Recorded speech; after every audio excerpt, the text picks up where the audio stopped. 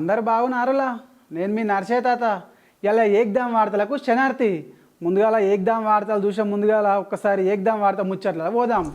DCP పైనే చేసిండు కత్తితో దాడి, పారిపోతున్న దొంగలను కాల్చిండు వేటాడి. మోసం చేసి అధికారంలోకి వచ్చిందంట రేవంత్ సర్కారు, మోసానికి మోసంతోటే సమాధానం చెప్తాడంట కేటీఆర్. ఇప్పుడు చేస్తుండ్రు ప్రైవేటు బస్సుల తనిఖీలు, విరుద్ధంగా తిరుగుతున్న వాటికి విధిస్తున్నారు జరిమానాలు. అమరుల కుటుంబానికి కవితక్క క్షమాపణలు, ఒక్కొక్కరికి ఇయ్యాలనంట ₹1,00,00,000. వరంగల్ ఎంజీఎం ఆసుపత్రిలో లోపాలు, ఇక నుంచి తీసుకుంటారంట జాగ్రత్తలు. చూసిరు కదనులా ఇయాలటి పెద్ద వార్తలు. అయితే మొన్ననే నిజామాబాద్లో కానిస్టేబుల్ సార్ను ఆ దొంగోడు ఒడిసే అది అయిపోయి మళ్ళా 6 రోజులు కూడా కాకపోయే మన డీసీపీ సార్ మీద మహమ్మద్ అన్సారీ అనేటోడు కత్తితోని మళ్ళీ ఒక దాడి చేయబోయిందట. ఏందులా ఈ దొంగలకు ఆగడాలకు అద్దు లేకుండా పోయింది. అగో ఎక్కడ ముచ్చట అనుకుంటారా, ఒకసారి చూద్దాం పరి. ఇప్పుడు చాదర్ఘట్లో సెల్ ఫోన్ చోరీ చేసి పారిపోతున్న దొంగను పట్టుకోబోతే డీసీపీ పైకే కత్తి తీసిండు పొడవనీకే. పోలీస్ అన్న భయమే లేకుండా పోయింది దొంగ బడవేగాళ్లకు. దాడి చేసిన రౌడీ షీటర్ పేరు మహమ్మద్ ఉమర్ అన్సారీ అంట. ఇప్పటికే వీడిపైన 20కి పైగా కేసులు, 2 పీడియాక్లు ఉన్నాయంట. సిపి సజ్జనర్ సారు ఫుల్ గుసాయిండు. ఇసొంటి పనులు చేసే రౌడీ షీటర్లకు భూమి మీద నూకలు ఉండవని కరాఖండిగా చెప్పిండు. మరి తెలుసు కదా, సజ్జనర్ సార్ అంటేనే ఎన్కౌంటర్, ఎన్కౌంటర్ అంటేనే సజ్జనర్. చూసిరు కదనుల్లా, రోజు రోజుకు ఈ దొంగ బడవేగాలకు ఆగడాలకు అద్దులు లేకుండా పోతున్నాయి. ఓ పోలీసు వాళ్ళు కనబడతలేరు, ఓ ఉద్యోగులు కనబడతలేరు, ఎవరు కనబడతలేరు పానాలు తీస్తేందుకు. ఎన్ని కేసులున్నా భయం లేదు, ఏం లేదు. అదే ఉనుల్లా సజ్జనర్ సారు దీని మీద మస్తు గుస్సైండట. ఒక్కొక్కరిని ఇడిచిపెట్టేది లేదంటున్నట. సజ్జనర్ సార్ అంటేనే ఎన్కౌంటర్, ఎన్కౌంటర్ అంటేనే సజ్జనర్ సార్ అని చెప్పేసి నిరూపించినట్టునుల్లా. ఇక అది గట్లుంటే ఇక ఇంకో ముచ్చట చూద్దాం పరి. పెడతానంటే ఆశ ఉంటుందిల్లా, కొడతానంటే భయం ఉంటుంది. ఎవరేమన్నా ఇది ఇస్తా అది ఇస్తానంటే ఆశ ఉంటుంది. గదే ఏందనుకుంటారా, రేవంత్ సర్కార్లో మొన్న కాంగ్రెస్ ఎలక్షన్లప్పుడు 6 హామీలు ఇచ్చే, అవి సగానికి సగం కూడా కాకపోయాయి. ఇక గది చూసి కేటీఆర్ సార్ మస్తు గుస్సైండు. అన్ని అబద్ధాలు చెప్పుకొచ్చి మొత్తం మీద గెలిచిరు. అబద్ధాలను అబద్ధాలతోనే చేద్దామని చెప్పేసి అంటుండట. అగో ఇదేందనుకుంటారా, ఒక్కసారి చూద్దాం పరి.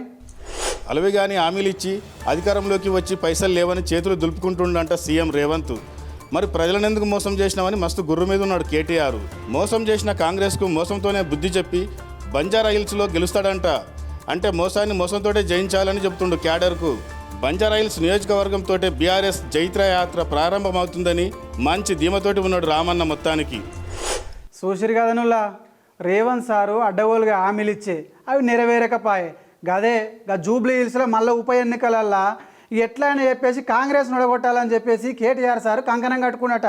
అన్ని అబద్ధాలు చెప్పి గెలిచినావు, మరి మీ అబద్ధాలతోటే మళ్ళీ దెబ్బ కొడతానని చెప్పేసి చెప్పుకొచ్చినట ప్రచారంలో. ఇక ఆ ముచ్చట అట్లుంటే ఇక ఇంకో ముచ్చట చెప్తున్నానులా. గదే మొన్న కర్నూలులో జరిగింది కదా బస్సు ప్రమాదం. మొత్తం మంది అందరు సజీవ దహనమయ్యారు. పాపం కుటుంబాలు కూడా తెరలు అయిపోయినాయి.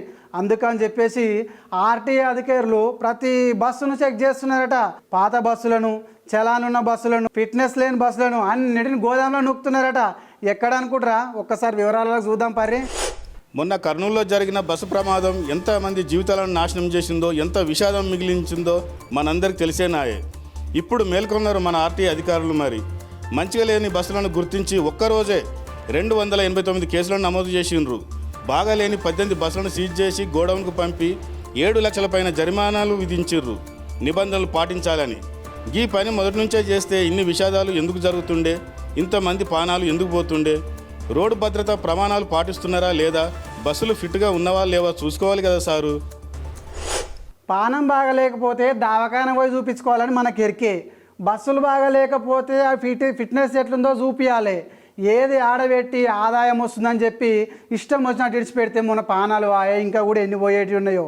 అందుకని చెప్పేసి 200కు పైన బస్సులను చెక్ చేసిరట.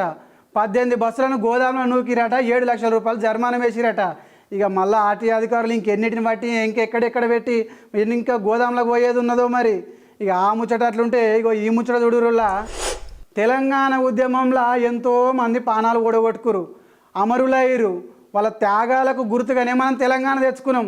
కానీ చచ్చిపోయిన వాళ్ళకు ఏం ఆశ లేకుండా అయిపోయిందట. రూపాయి ఎందలేదట. వాళ్ళకు ఎలాంటి నష్టం కూడా ఇవ్వలేదట. మరి అదేందనుకుంటారా, ఎవరి గురించి అనుకుంటారా, ఒక్కసారి చూద్దాం పరి. తెలంగాణ ఉద్యమంలో అసలు భాషన అమరులకు న్యాయం జరగలేదని చింతించింది కవితమ్మ తెలంగాణ అమరవీరుల స్తూపం వద్ద. ఎంపీ ఎమ్మెల్సీ చేసినా కానీ గట్టిగా కొట్లాడలేకపోయానని బాధపడ్డది మస్తుగా. ఇంటికో ఉద్యోగము ₹1 కోటి ఇవ్వాలని డిమాండ్ చేస్తుంది ఇప్పుడున్న గవర్నమెంట్ను.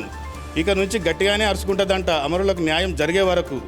మరి బాపు 10 ఏళ్ళు సీఎంగా ఉన్నప్పుడు గుర్తుకు రాలేదో ఏమో పాపం. ఎంపీగా ఉన్నప్పుడు ఏం చేయలేకపోయినా, ఎమ్మెల్సీగా ఉన్నప్పుడు కూడా ఏం చేయలేకపోయినా, 10 ఏళ్ళు మా అయ్య పరిపాలించి కూడా అమరవీరులు అయినటువంటి వాళ్లకు ఒక్కొక్కరికి ₹1 కూడా ఇవ్వలేదని చెప్పేసి బాధపడుతుందట. అమరవీరుల స్తూపం దగ్గర ₹1 కోటి ఎక్స్గ్రేషన్ ఇవ్వాలని చెప్పేసి డిమాండ్ చేస్తుందట.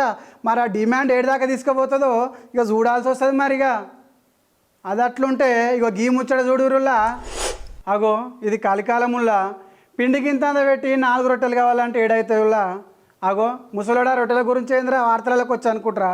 గదేనులా గా వరంగల్ ఎంజిఎం దావకాలనట ఒక్క ఆక్సిజన్ సిలిండర్ పైన 2 పిల్లలకు వెంటిలేషన్ మీద నడుపుతున్నట. గంత కరువులున్న అమ్మనము, గంత కరువునవాడ తెలంగాణ. అగో ముసలోడా తెలంగాణ గురించి ఏం తెలుసు అనుకుంటారా, చూడురు మీరే తెలుస్తుంది. నిర్లక్ష్యంగా వ్యవహరిస్తున్న వరంగల్ ఎంజిఎం ఆసుపత్రి సిబ్బందిపై గరం అయ్యిండు మంత్రి దామోదర రాజనరసింహ. ఒకే ఆక్సిజన్ సిలిండర్తో 2 చిన్నారులను ఎక్స్రే వార్డుకు తరలించడం ఏంటని కోపమైండు. మరి సూపరింటెండెంట్ డాక్టర్ కిషోర్పై చర్యలకు ఆదేశించుండు. ప్రభుత్వం సీరియస్గా ఉందని సమగ్ర నివేదిక ఇవ్వాలని చెప్పిండు డిఎంఈకి. ఇక నుంచి నిర్లక్ష్యంగా ఉండొద్దని హెచ్చరించిండు. కఠినంగా ఉంటానని, చిన్నపిల్లల విషయంలో మరింత జాగ్రత్త పడాలని. ఇక చూడాలి మరి ఎట్లుంటారో అధికారులు. చూసిరిగానులా మంత్రి దామోదర్ రాజనరసింహ సారు మస్తు గుస్సైనాడు దవాఖాన అధికారుల మీద. ఎప్పటి నివేదికలు అప్పుడే ఇవ్వాలి, పిల్లలది ఎట్లుందో అప్డేట్ ఇవ్వాలని చెప్పేసి దవాఖానకి ఇట్లా వేస్తే ఎట్లా, ఏం తక్కువ ఉన్నది, ఏం తక్కువ మాకు తెలియజేయాలని చెప్పేసి హాస్పిటల్ యాజమాన్యం మీద మస్తు గుస్సైనట. మరి ముందుగాల వాళ్ళు ఏ పాట ఏర్పాట్లు చేస్తారో ఇక చూడాలి. మళ్ళా చూసిరు కాదు నువ్వులా ఇలాంటి వార్తలు. మళ్ళీ రేపటి ఏకదం వార్తలలో మళ్ళీ కలుద్దాం. అంతవరదాకా శనార్థులు. ముందుగా ఇంకో ముచ్చడి ఎప్పుడు మర్చిపోయిన బిడ్డ, మా వీడియోలు చూడురు జర కనికరించురి, మా పైన దయించురి. మా వీడియోలు చూసి ఒక లైకులు, సబ్స్క్రైబులు, షేర్లు కూడా చేయరులా. అంతవరదాకా ఉంటా మరి. నేను మీ నర్సేతాత. శనార్థులు మళ్ళొకసారి. Please subscribe to the channel and download the Politicos app from the links in the description.